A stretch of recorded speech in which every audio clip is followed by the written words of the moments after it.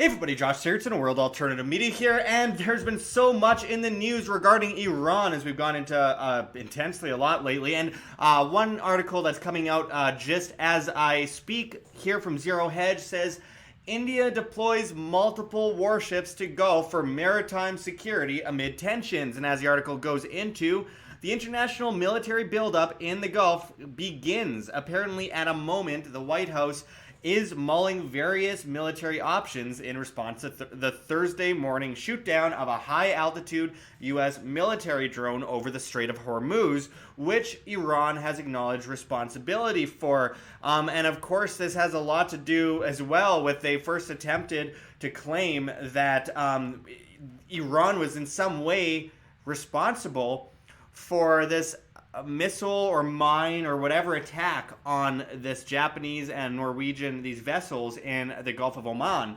But of course, as we have seen, even the company that owns the ship said that is not the case. Japanese company says flying object, not Iranian mine, struck tanker in Middle East, saying that something came from the sky, essentially. And this is a company that it happened to, and this was days before Japan and Iran were supposed to deal with some kind of alliance and make some negotiations, and it was looking good, and for no reason, the military-industrial complex wants us to believe that they attacked the ship for no reason at all.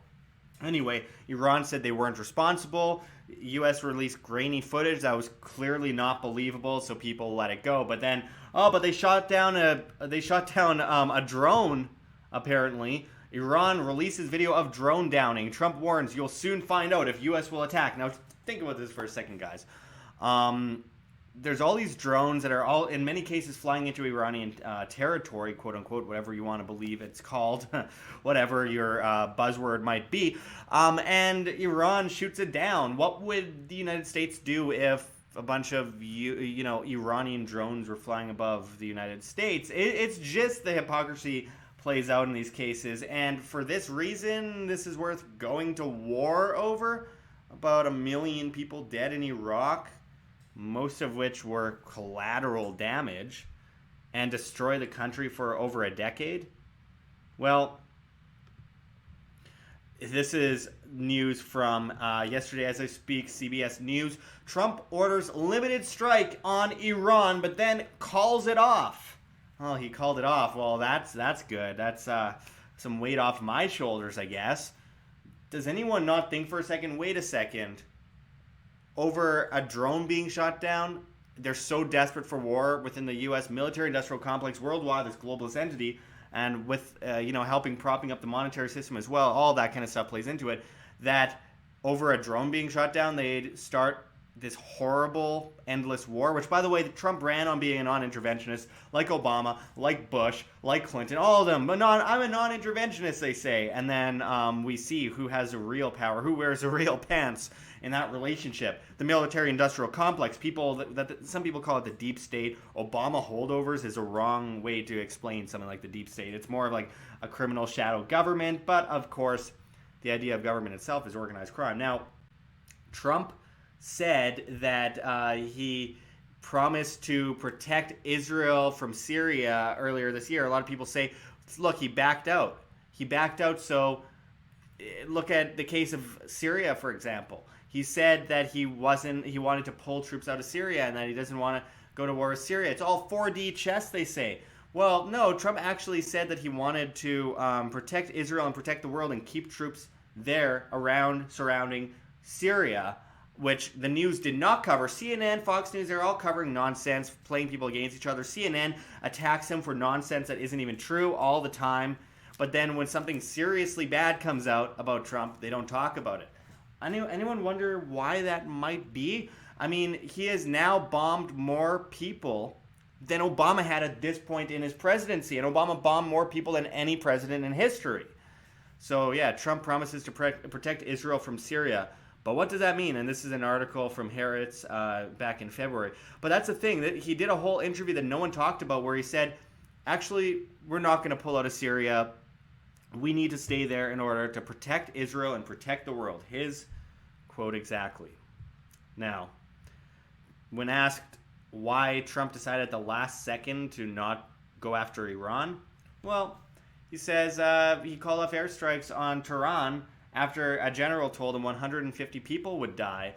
And he essentially said we were cocked and loaded, but that at the last second he decided against it because, well, it wasn't proportionate to the amount of, shooting down a drone isn't proportionate to killing all these people.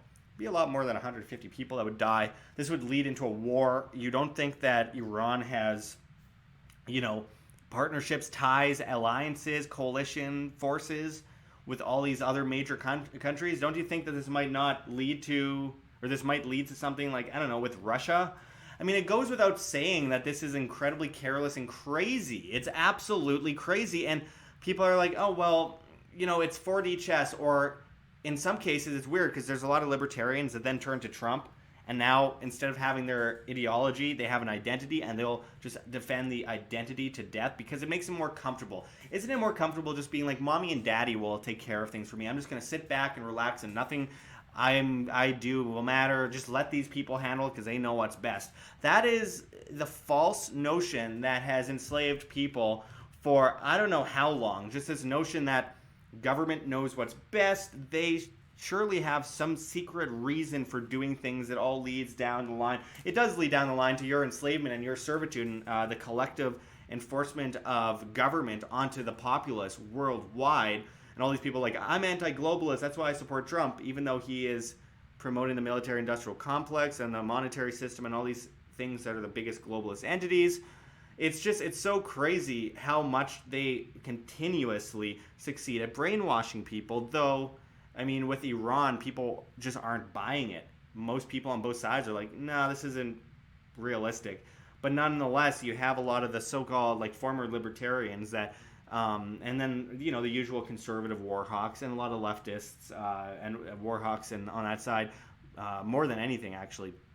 But you got one thing I really have to point out is these former libertarians that started supporting Trump, and now they're just like, well, Trump is God Emperor Trump, and whatever he does is the right thing to do, no matter how many kids he kills. It's all 4D chess, and it's all part of a bigger puzzle, trust the plan, all that kind of stuff. And meanwhile, everyone sits back apathetic and complacent as he continues to do this stuff. It's 4D chess. They say, well, maybe he's just trying to scare Iran into an alliance. You mean scare them into subservience to the U.S.? Isn't that kind of globalism? Isn't that taking over countries around the world and enforcing your will on them, or else you kill them, threatening mass murder in order to get your way, in order to control another country? How does anyone not see that as complete irony that all these pro-Trump people are supporting this? Though I should say I've seen some back out and say I'm not supporting this guy anymore. But this is the same thing that happens every presidency. I mean, the anti-war left under Bush disappeared under Obama, and now the anti-war right and left that was left that now supports Trump is gone as well. It's like, well, 4D chess, trust the plan, it's all part of the bigger issue. He's trying to destroy the deep state and all that. No, it's aiding the deep state doing all this. If Trump had any say in any of this, he'd end up with a bullet in his head. Come on. It's not that hard to comprehend.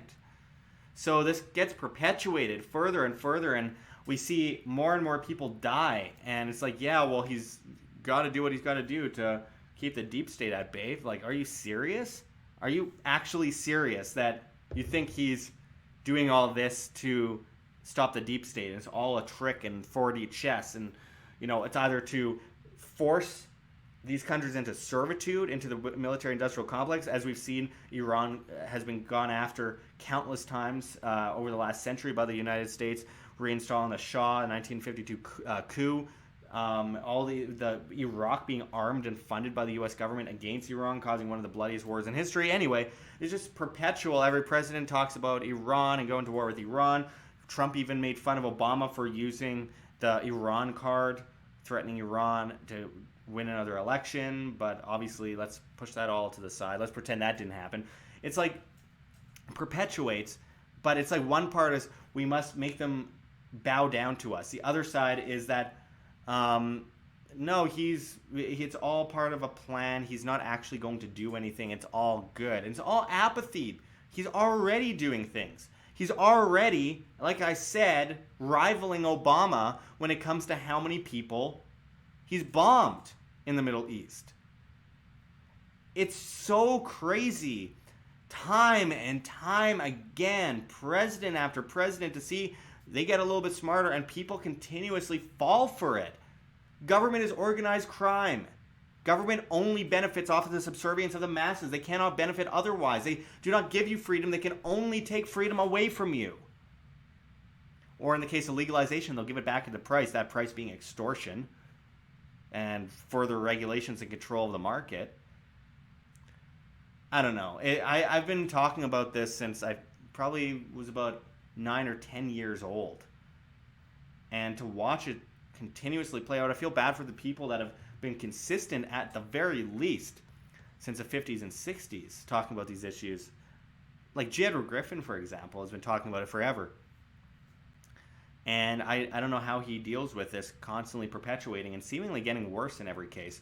But I should also mention in this quick report that there's more interventionism taking place. Remember all the people on the right who are attacking Obama, rightly so, for getting involved in the Ukraine? Pentagon announces $250 million in military aid to Ukraine. The U.S. will provide Ukraine with $250 million worth of military equipment, training, and support, the Pentagon announced, saying Ukraine's Navy and Marines would be among the beneficiaries. So can you just think about this for a second? Where have we seen this before? Now, every time the U.S. gets involved in this kind of stuff, it ends with more perpetuation of problems. So, for example, you can go back to, let's say, the sinking of the Lusitania, the arming and funding of Vietnam in the 1930s under FDR, Ho Chi Minh. We can look at the fact that Hitler was promoted by the U.S. government against the Communist Party. Then the United States funded and promoted and allied with the USSR, one of the biggest murderous entities in all history, to go against Hitler, and then armed and funded the Mujahideen, later Al-Qaeda, against the USSR, overthrows Iran's government and reinstalls the Shah, creates all these tensions and vast chaos in Iran, arms and funds Iraq's Ba'athist Party against Iran, arms and funds the Taliban, arms and funds all these other groups, the Muslim Brotherhood, ISIS. It just perpetuates forever, guys. It never ends. Operation Condor, destroying governments and destroying huge amounts of the population, massacring people in, Chile and Argentina. Operation Condor.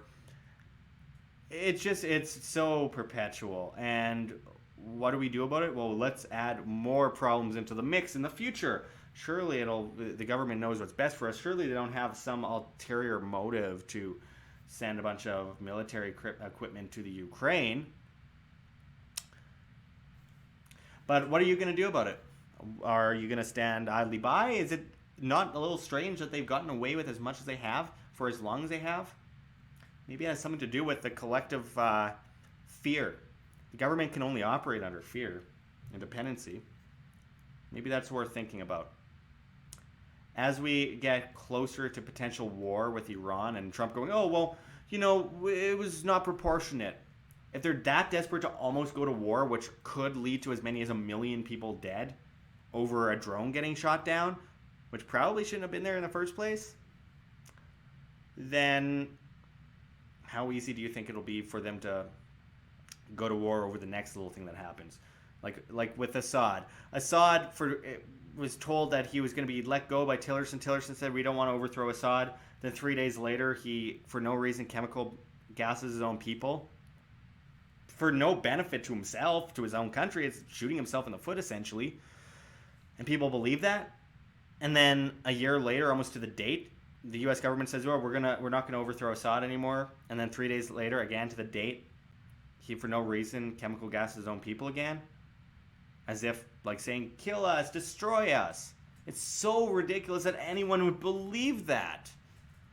And yet it perpetuates. Luckily, though, with the internet and independent media, the ones that aren't completely destroyed and shadow banned, censored and demonetized, at least there's some resistance to it. And I am noticing that most people don't buy this stuff anymore, thanks to the work of many other great independent medias out there that have shared these messages over the years. If the Iraq War was pushed upon the populace in the age of YouTube, Facebook, Twitter, with independent medias utilizing these platforms, it would have been minor in comparison. I do believe so. Just got to keep pushing. Keep pushing. Never stop pushing.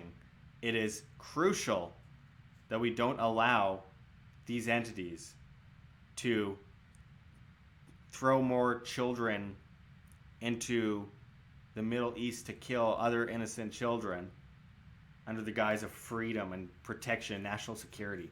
It's all nonsense. It's a scam. It's meant to perpetuate war and destruction. So, anyway, always keep that in mind. Rule yourselves, decentralize everything, and be free, live free, and speak out. Until next time, this is Josh Sigurdson signing out from World Alternative Media. Find the truth, be the change.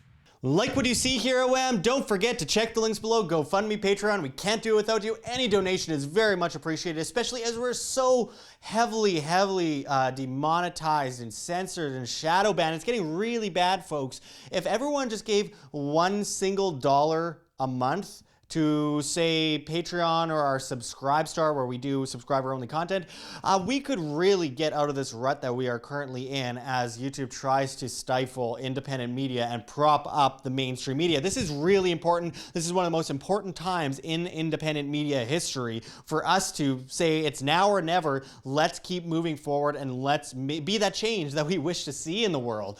Of course, there's also our Bitcoin address below as well as on the screen for you to scan if you please. And of course, we got events coming up. So make sure to check us out at anarchovegas.com. Anarchovegas.com. Use promo code WAM, that's WHAM, for a 10% discount on your tickets. It's on July 19th, 20th, and 21st.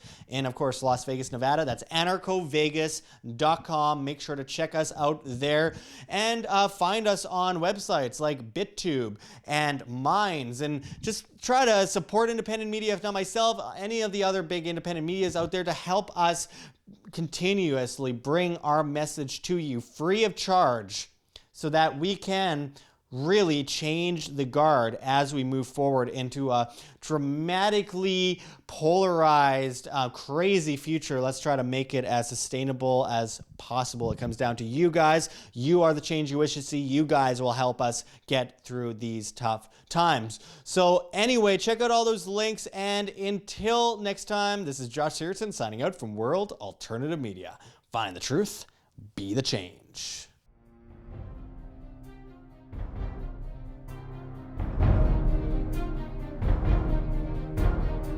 I'm sure you have already changed people's minds in your young age because you're involved, and I like that.